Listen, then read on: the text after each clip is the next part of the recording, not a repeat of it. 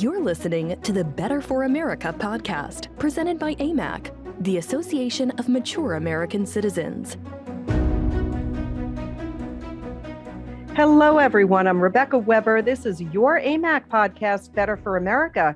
We are joined today by a rising star, a real American patriot, a widely respected leader in Congress today, Congresswoman Lisa McClain, who proudly and effectively represents Michigan's 10th district. She has been a thoughtful and principled leader in her first term, already a member of the House Armed Services Committee, who serves both on the military personnel and readiness subcommittees, as well as having a seat at the House Education and Labor Committee. Among her accumulating contributions to a better America is one that stands out and brings her the admiration of all AMAC members, specifically your introduction of a bill that would award the Congressional Gold Medal to the 13 heroic service members who were killed in Afghanistan on August 26th during the administration's withdrawal. Now, we are just so honored to be able to have her with us today. And from all of us at AMAC, let me say to you, welcome, Congresswoman McClain. Thank you for being with us today. Thank you. The pleasure's all mine. I really do appreciate it. Well, thank you. And so what a pleasure to have you with us, and really an honor to be able to talk to you about this recent bill, which honors the 13 American heroes lost in the final days of the departure from Afghanistan. So first, please know, I want you to know that AMAC is a veteran-strong organization with more than a quarter of our members veterans, and 3/4 of our AMAC members have family members who were or are currently serving or were veterans. So your bill is very meaningful to our membership. I wanted to start there. Could we have you help us understand a little bit what motivated you to offer this bill? It's Bill HR 5142. And I believe at the last count, you had over 241 co-sponsors, which includes Republicans and Democrats. So how did you think of this in the first place? And then tell us, because we love this deserving honor that these fallen heroes should receive. Yeah. Well, I mean, we all agreed that we should get out of Afghanistan, but the departure from Afghanistan was really botched, so to speak. And there were a lot of things that I think we could have done better. And unfortunately, we lost 13 of our brave heroes. And what we have a team meeting every week, and we talk about what's important, what's coming up. And as a team, we decided that to award these 13 heroes the Congressional Gold Medal, it just seemed like the right thing to do to honor these servicemen and women who actually paid the ultimate sacrifice. And my hat off to my team. We worked diligently on this bill, and we actually have about 323, not to correct you, but very good people, members of Congress, on this bill. So in a time where there is a lot of partisanship and the parties don't agree, what I am so pleased with is this is a bipartisan effort, and we all agree that these men and women paid the ultimate sacrifice should actually be honored. So I'm very excited. I'm very honored. I'm very humbled. And it's just the right thing to do for these people that gave America their all. Yeah, it's really wonderful. And AMAC certainly offers our support. We are in full support, as our over 2 million members are. What a wonderful, good thing. And I think that we're lifted when one among us has the foresight and gives us that inspiration and really a can-do attitude to offer a bill like HR 5142. So you have done that, in effect, honoring these 14 fallen heroes, but also in a sense, honoring all of America's veterans and all of us by reminding Americans that freedom is not free, that we enjoy our freedoms as a result of the sacrifice of our veterans. And I think that we're really living during a time now where it's so turbulent.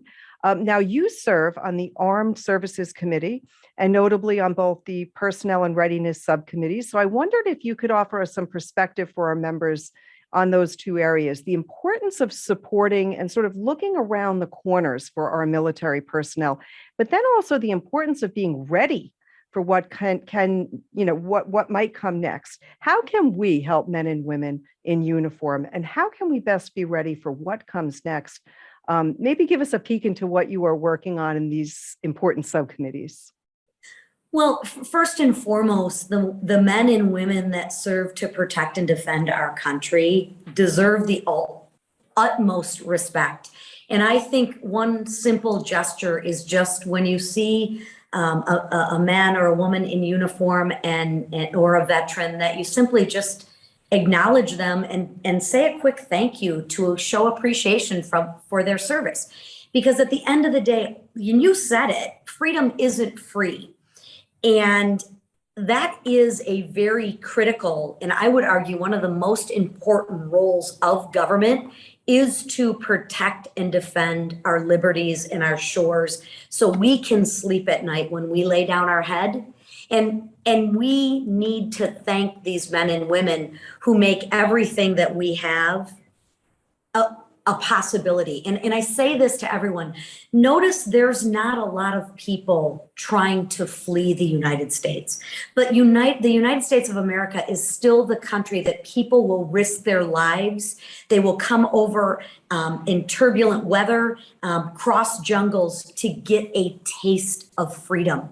And it's our job as a country to be able to provide the resources necessary for these men and women to protect and defend our shores. And I am proud to serve on the Armed Services Committee. It is the one committee that I can say that I've seen that does have bipartisan support. We agree on 80% of the issues. We disagree maybe a little bit on the fringes, but directionally, both parties agree that without a safe and secure America, the stuff that we're really dealing with would be a lot worse if we didn't protect our shores. Oh, what a great point. Yeah, that very important for us to be reminded of that. So thank you. Now, I know that you're probably just as busy as anyone else right now. Your interests and committees, they span the gamut. You go well beyond honoring our fallen heroes and protecting our future with your work on the armed services. You are also a member of the Education and Labor Committee. And, this is an area as a mother that's so important to me, the education side, because we seem to see our public education here in America really being eroded, like our core principles, the skills that we're teaching our children, a disrespect, it seems, for history and now parents. We see under attack from our own Justice Department. And then on the labor side, we do see people not paid to go to work, an economy that really is sliding into higher inflation and more debt. So could you help our listeners understand, maybe gain a little bit of perspective from where you sit? What do you see as the biggest issues facing our educational system today? I'll start there, and then I'd like to turn to the labor and economy.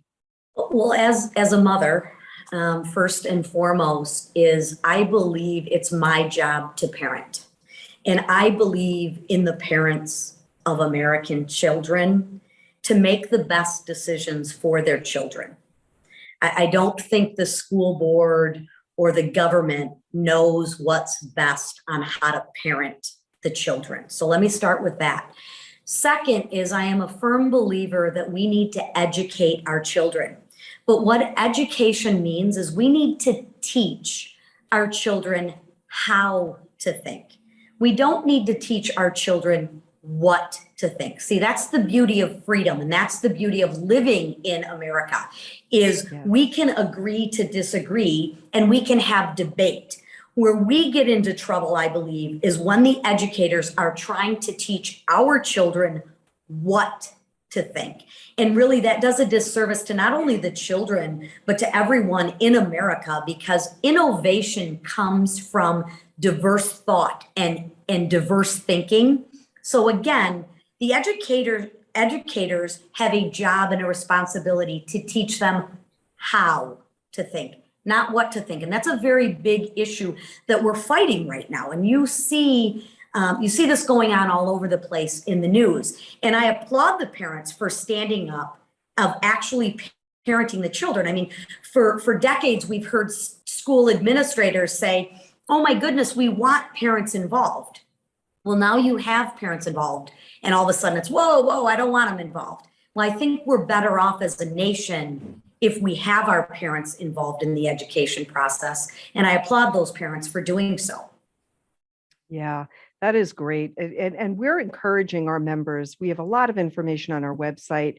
It explains what critical race theory is, how to look for it, how to get involved in your school board, how to really participate, because that is, I agree with you, so important. You know, a lot of who we are, it stems from the home, and we ought to empower parents to really know what their children are being taught. And certainly, we don't want to forget about history. You know, I think that when we forget about history, we forget about our core principles, and morality sort of goes out the window. And it seems that there's almost a willing ignorance, by certain people in powerful positions to sort of who maybe should be held accountable. They've sort of got us to where we're at. I'm reminded we've got Veterans Day coming up just around the corner, and any child that really, or adult that walks through a military cemetery could, really should think about the freedoms that we have today. And I think days like Memorial Day and Independence Day and Veterans Day are wonderful days for us to reflect so that we can be reminded of our great history. And I appreciate you being such a good leader in this effort. I do want to ask you a question from where you sit. There are so many issues that we're facing as a nation, and our members, they're aware of it. Everything from critical race theory being taught in schools, the disastrous pullout from Afghanistan. We see a border crisis like we've never seen before. And I mentioned earlier on the labor side, paying people to stay home. I think my question to you is, from your perspective, what do you think is probably one of the major issues that we're facing in America today? What sort of keeps you up, and how can everyday Americans, conservative, caring, real Americans, help in this larger battle to preserve our nation, the goodness and the greatness of America? I believe we need to get back to what are our traditional principles and our traditional values that this country and this nation was founded upon. And I think one of the things at the core value is, do you believe in people or do you believe in government? That is really the issue that's at hand. Right now, we have the socialist big government. We have a very, and I would say, small minority of people. Unfortunately, they're in the majority right now. But even with the Democratic Party, there's a small minority of people who want to take America and make it a socialist big government country. That's not who we are. That's not what has afforded us our prosperity, our freedoms, our liberties, our innovations, and to be the best nation we are. It is our economic system, of which it's capitalism. Now, capitalism isn't perfect, but of all the economic systems, capitalism is the best system that is there. And I would argue this: capitalism gives us our social programs, and capitalism gives us the freedom to work, to innovate, to be diverse. I believe in people. People can make the best decisions for themselves. The government doesn't need to tell me how to think, what to buy, and how to learn. I believe government has a limited role and people have a bigger role. That's why you saw during COVID, where do all the breakthroughs and innovation come from? They come from America, because we have the freedom, the ability, and the ingenuity to create and innovate. We cannot let government take over people. Yeah, that is just so great. What you said right there, you're making a choice to either believe in government or people. And, I would say to myself, Congresswoman, how is it that people are putting more faith in a body of strangers, people who are just like them? They're just people that have been given the power to make certain decisions over them. And they literally say, I'll let the government make that decision. And this is why, folks that are a part of AMAC, or 2.4 million Americans that have joined, The reason why they're joining is they recognize that they want to be part of the voice that says, protect my Second Amendment rights, because that's what protects the people from tyranny. Right. And, have checks and balances in place as it comes to government spending. We should care about the national debt, because when we turn a blind eye, and I try to teach this to my children, who are growing and nearly grown, but to say to them, my one daughter in college, for example, we're kicking the can down the road. And if we don't address these things today, it's not our money to spend. We're spending our great-great-grandchildren's money, in a sense. Well, I can argue we're spending our children's money, not even our great-great-grandchildren's money. I mean, what we're dealing with right now with inflation at one of the highest rates ever, and every indication that we hear from economists, even Janet Yellen, saying this isn't going to stop anytime soon. Now we're trying to overlay 1.5, 3.5, 5.5 trillion dollars. And we're trying to say it's paid for. Well, one, it's not paid for. That's like me going out and saying, hey, honey, I just bought a $5 trillion house, but don't worry, I put it on the credit card. We don't have to pay for it. I mean, Americans, they know better, right? The government does not produce anything. The government does not produce $1 of which it has not first taken from someone else. And again, what we're doing is we're talking about a narrative that I believe the average American doesn't believe. And to add to your second point that you had said earlier was you teach your children. One of the things that I teach my children is I don't want to create dependent children. And the socialist big government piece of our government, those people want to create dependency. I teach my children, please don't be dependent on me as your parent. Please don't be dependent on a spouse.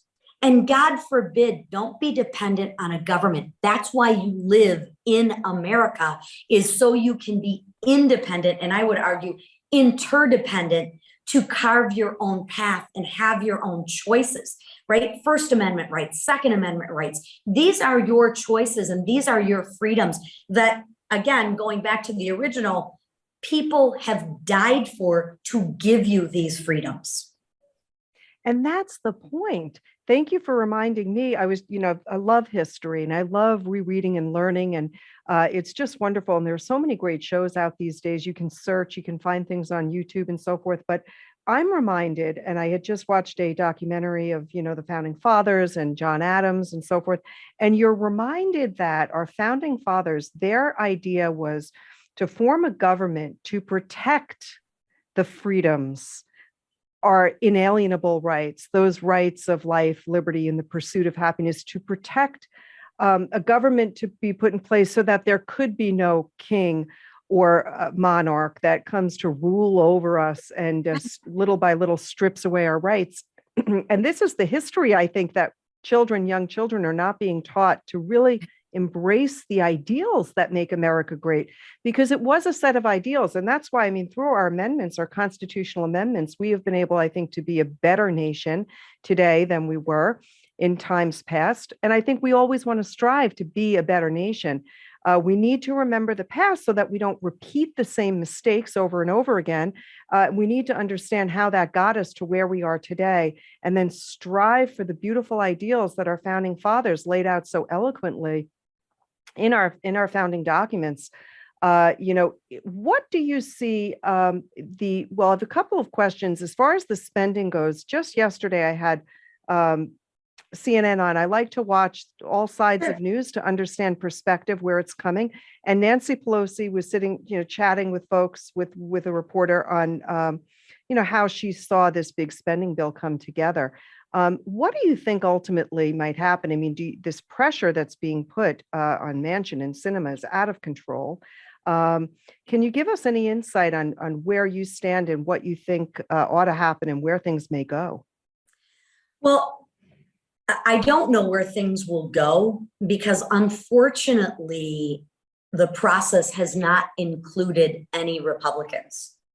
No debate. the best information we get, believe it or not, is from the news media. They have not included us in this process. Where I believe it stands right now as we sit today is you have the president that says we have the infrastructure bill and we have the reconciliation bill. And I want those both to be voted on together. 3.5 trillion and 1.2 trillion. Excuse me. Number one, you have the socialist big government that says, I'm not backing down from 3.5 trillion, because remember, they started at 6.5 trillion. They think they've already compromised at 3.5. Then you have the moderate Democrats that are, hey, we need infrastructure, but the socialist wish lists are just that. Let's deal with some real infrastructure. I can share with you where I'm at, and I believe the majority of my colleagues are at. We need infrastructure. There's no question. Our roads and bridges and waterways and even broadband are in need of repair. It's like getting your oil changed on your car. You have to spend money for maintenance. But when only 10% of the bill, even the infrastructure bill, has to do with infrastructure, I mean, that's not an infrastructure bill. That's a socialist wish list. So to me, bring me a bill that actually deals with infrastructure and we'll pass it. But you don't need to fill it with pork on the back of our children and grandchildren. Just let's deal with true infrastructure. And unfortunately, sadly, that's not happening right now. And I think you see a big divide. And to your point earlier, our founding fathers put 3 co-equal branches of government. They formulated 3 co-equal branches of government. Right now, we're not 3 co-equal branches of government. And that's why I think you see this standoff right now.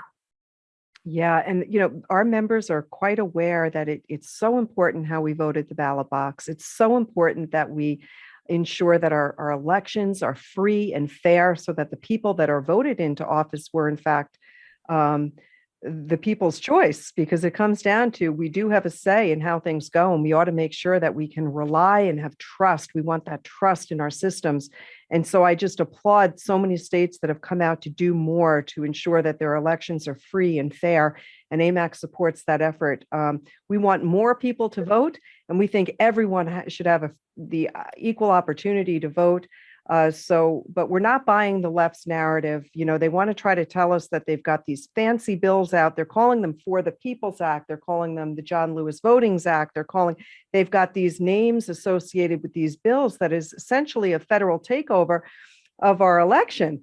And AMAC members strong standly against. We want to see the states empowered to do what's right, to clean up their voter rolls and to really allow for elections that can be free and fair. Do you have any thoughts or comments along those lines? I agree with you wholeheartedly. And that is clearly a top priority.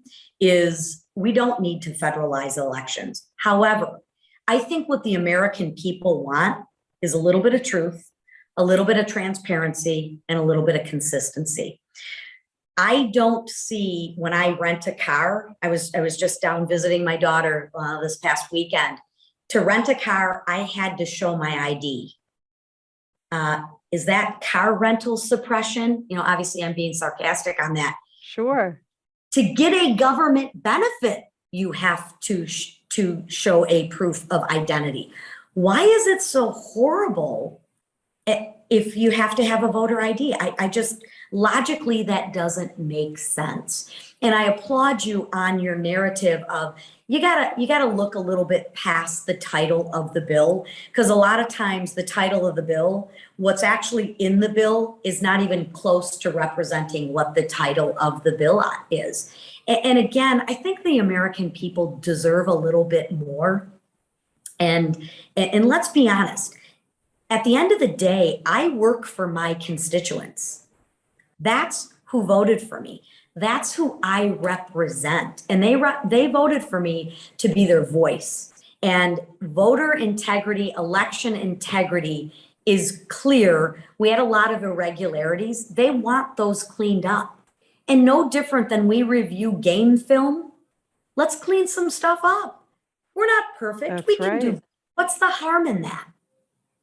It's the right thing to do. And I've spoken to a number of other Congress people and senators and other thought leaders who have said, it appears that there is an absolute intentional desire to have that federal control, which would not be good for the people. And so we are looking around corners. We are paying attention. We're reading between the lines, and we're posting this information on our website. So I always encourage people to get more information, go to our website and check out the great articles that we've got there.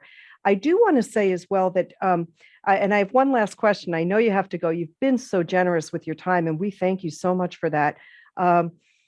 The border. Now, we here at AMAC, we poll our members. We ask them, what are the issues that are of most concern to you? And the top 3 issues are securing our southern border, stop the indoctrination of children in our schools, and help us gain more trust and faith in our elections and the way that we're run in this nation. On the southern border, it is not just a southern border issue. I'm here in New York, and I heard about a midnight flight dropping children to various parts of New York State.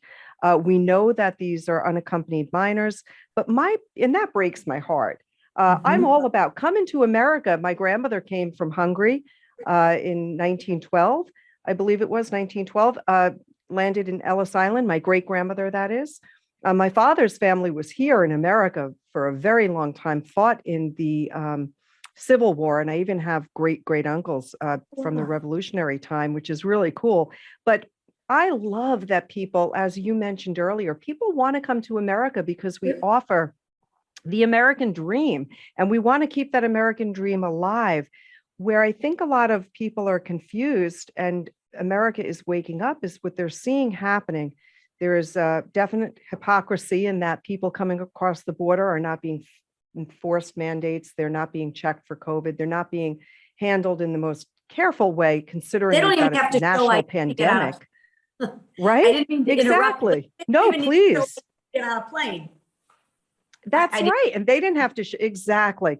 And so then what I say is, I scratch my head and I think to myself, it goes beyond the argument of people should come here legally. So it's worse. It's an actual crisis of drugs and human trafficking that are coming across the border. So I just, I know that you're with us on this issue, that you too believe that the policies that were in place previously seem to be working, weren't they? We didn't have the numbers that we have today.